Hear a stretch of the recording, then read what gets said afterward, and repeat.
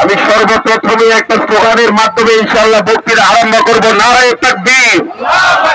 আওয়াজ ছোট হয় কেন? নারায়ে রিসালাত, নারায়ে গাউসিয়া।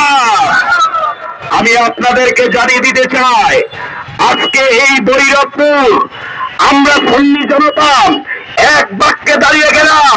যেইভাবে হুজুর পাক সাল্লাল্লাহু আলাইহি সাল্লামের আদরের নাতি ইমাম হুসাইন ১,০০০ বছর পূর্বে এই রক্তঝড় ইতিহাস আমাদেরকে জাগ্রত করে দিয়েছে।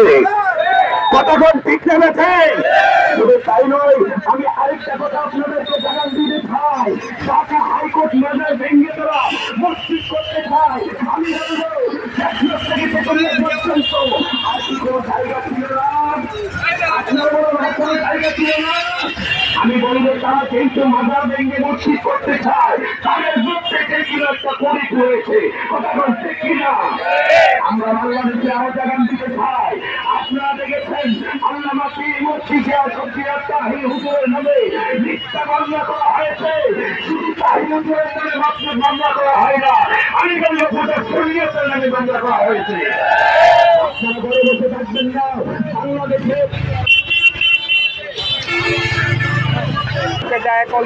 বাংলাদেশের মধ্যে ৬৪টা জেলায় যতগুলো পীর মাসায়েখ রয়েছে, ১২,০০০ দরবারে পীর মাসায়েখ যদি খোদার কসম তবে সত্যমরিগণ নিয়ে মাঠে লেগে যায়। খোদার কসম তৌহিদি জনতা রাস্তা বাবেরা ভাড়ার মতো কথা বলছে কিনা?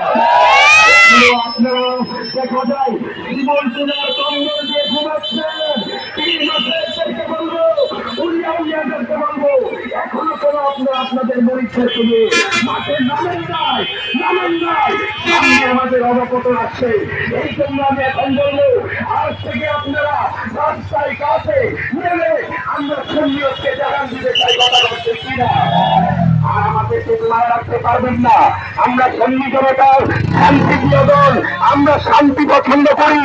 আমাদেরকে জাগাবেন না। খোদার কসম বাংলাদেশে আর একটা